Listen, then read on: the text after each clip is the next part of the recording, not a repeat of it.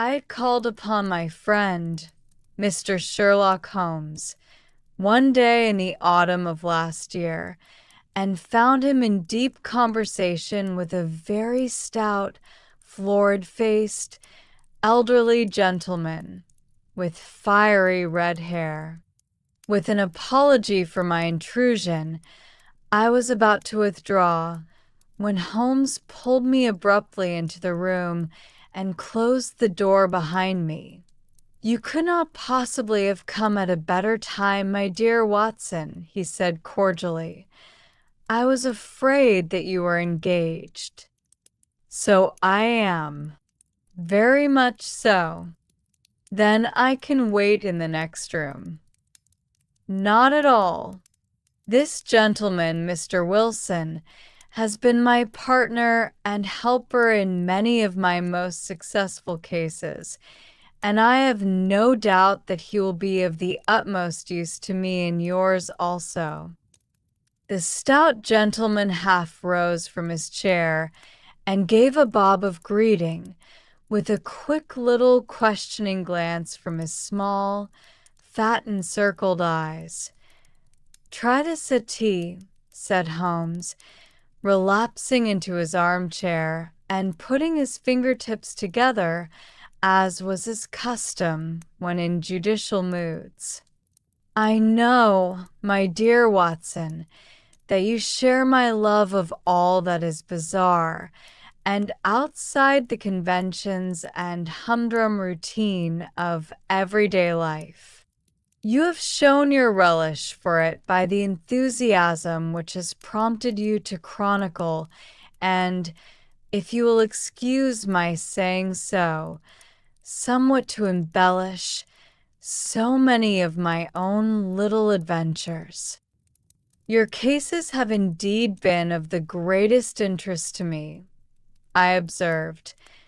"You will remember that I remarked the other day, just before we went into the very simple problem presented by Miss Mary Sutherland, that for strange effects and extraordinary combinations we must go to life itself, which is always far more daring than any effort of the imagination. A proposition which I took the liberty of doubting. You did, Doctor. But nonetheless you must come round to my view, for otherwise I shall keep on piling fact upon fact on you until your reason breaks down under them and acknowledges me to be right.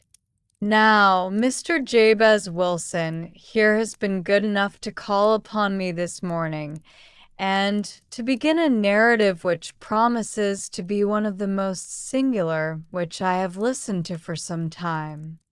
You have heard me remark that the strangest and most unique things are very often connected, not with the larger but with the smaller crimes, and occasionally, indeed, where there is room for doubt whether any positive crime has been committed. As far as I have heard it, it is impossible for me to say whether the present case is an instance of crime or not, but the course of events is certainly among the most singular that I have ever listened to. Perhaps, Mr. Wilson, you would have the great kindness to recommence your narrative. I ask you, not merely because my friend Dr. Watson has not heard the opening part, but also because the peculiar nature of the story makes me anxious to have every possible detail from your lips. As a rule, when I have heard some slight indication of the course of events, I am able to guide myself by the thousands of other similar cases which occur to my memory. In the present instance, I am forced to admit that the facts are, to the best of my belief, unique. The portly client puffed out his chest with an appearance of some little pride, and pulled a dirty and wrinkled newspaper from the inside pocket of his greatcoat.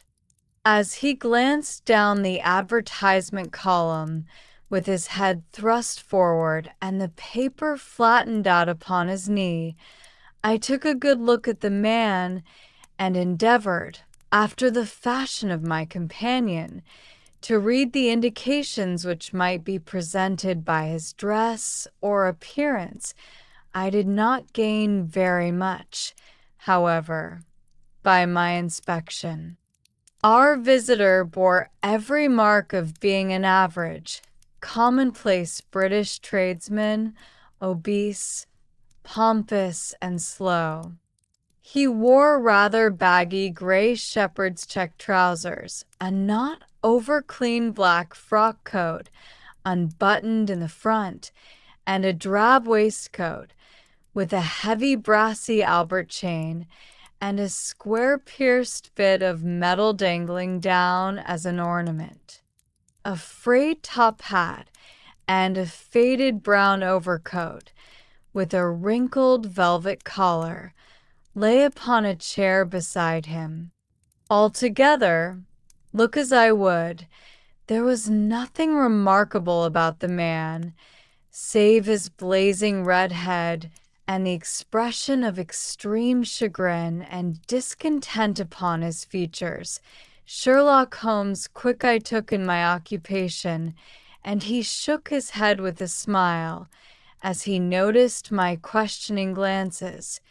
Beyond the obvious facts that he has, at some time, done manual labor, that he takes snuff, that he is a Freemason, that he has been in China, and that he has done a considerable amount of writing lately, I can deduce nothing else. Mr. Jabez Wilson started up in his chair, with his forefinger upon the paper, but his eyes upon my companion.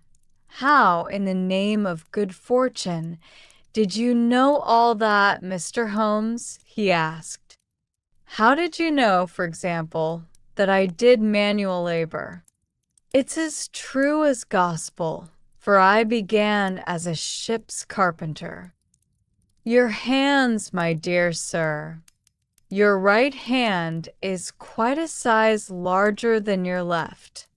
You have worked with it, and the muscles are more developed. Well, the snuff, then, and the Freemasonry? I won't insult your intelligence by telling you how I read that, especially as, rather against the strict rules of your order, you use an arc and compass breastpin. Ah, of course, I forgot that. But the writing. What else can be indicated by that right cuff, so very shiny for 5 inches, and the left one, with the smooth patch near the elbow, where you rested upon the desk? Well, but China? The fish that you have tattooed immediately above your right wrist could only have been done in China. I have made a small study of tattoo marks and have even contributed to the literature of the subject. That trick of staining the fish's scales of a delicate pink is quite peculiar to China. When, in addition, I see a Chinese coin hanging from your watch chain, the matter becomes even more simple. Mr. Jabez Wilson laughed heavily. Well, I never, said he.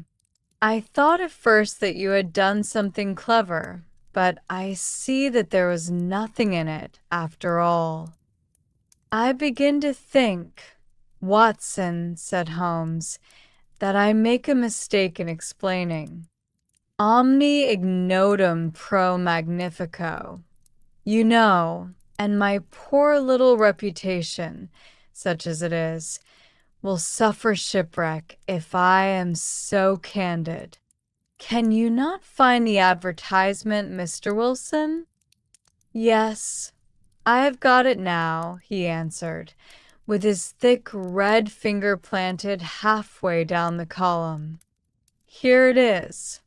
This is what began it all. You just read it for yourself, sir. I took the paper from him and read as follows. To the Red-Headed League, on account of the bequest of the late Ezekiah Hopkins of Lebanon, Pennsylvania, USA, there is now another vacancy open which entitles a member of the League to a salary of £4 a week for purely nominal services. All red-headed men who are sound in body and mind and above the age of 21 years are eligible. Apply in person on Monday at 11 o'clock to Duncan Ross at the offices of the League, 7 Pope's Court, Fleet Street. What on earth does this mean? I ejaculated after I had twice read over the extraordinary announcement. Holmes chuckled and wriggled in his chair, as was his habit when in high spirits. "It is a little off the beaten track, isn't it?" said he.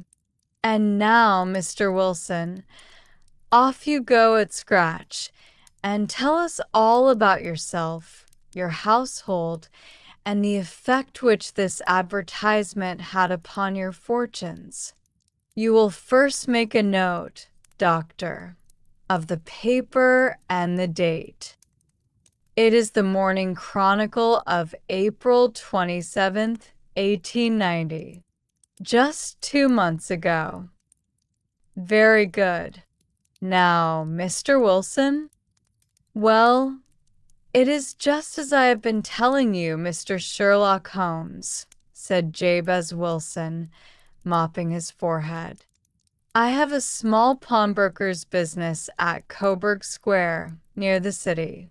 It's not a very large affair, and of late years it has not done more than just give me a living.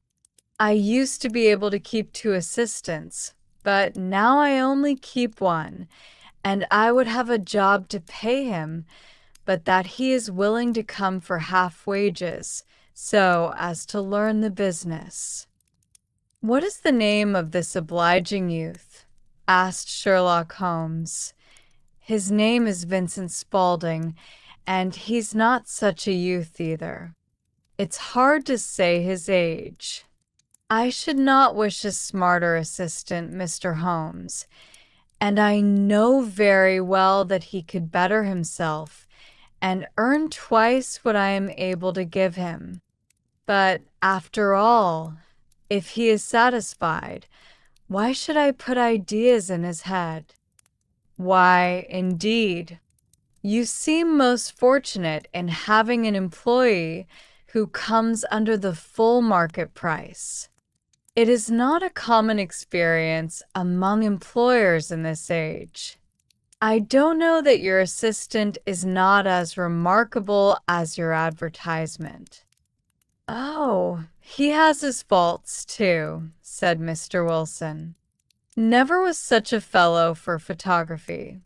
Snapping away with a camera when he ought to be improving his mind, and then diving down into the cellar like a rabbit into its hole to develop his pictures. That is his main fault, but on the whole he's a good worker. There's no vice in him. He is still with you, I presume?" "Yes, sir. He and a girl of 14 who does a bit of simple cooking and keeps the place clean. That's all I have in the house, for I am a widower and never had any family. We live very quietly, sir, the 3 of us, and we keep a roof over our heads and pay our debts if we do nothing more. The first thing that put us out was that advertisement. Spaulding, he came down into the office just this day 8 weeks, with this very paper in his hand, and he says, 'I wish to the Lord, Mr. Wilson, that I was a red-headed man.' "Why that?" I asks. "Why," says he, "here's another vacancy on the League of the Red-Headed Men. It's worth quite a little fortune to any man who gets it, and I understand that there are more vacancies than there are men, so that the trustees are at their wits' end what to do with the money. If my hair would only change color, here's a nice little crib all ready for me to step into." "Why, what is it then?"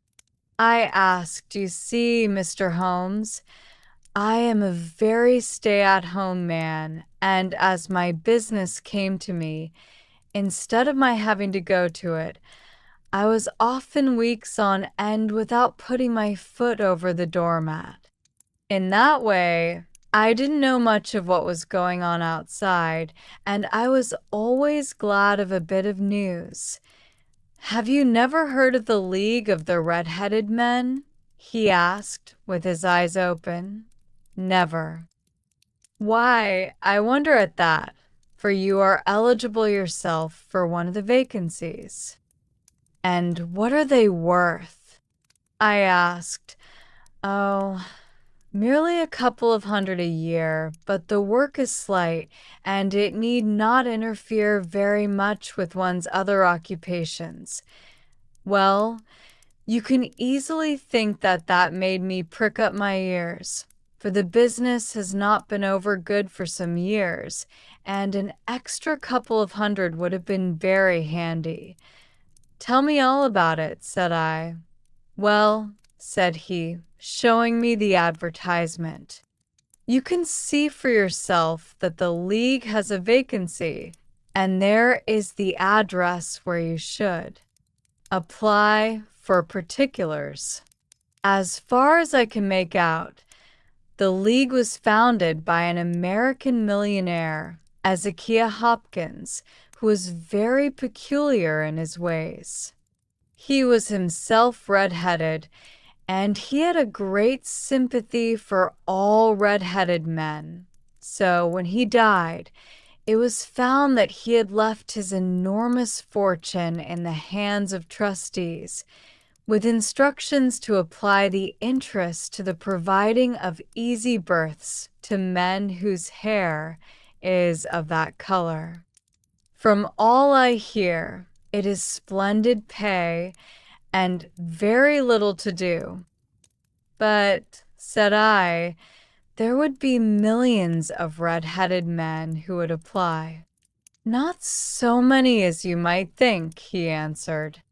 "You see, it is really confined to Londoners and to grown men."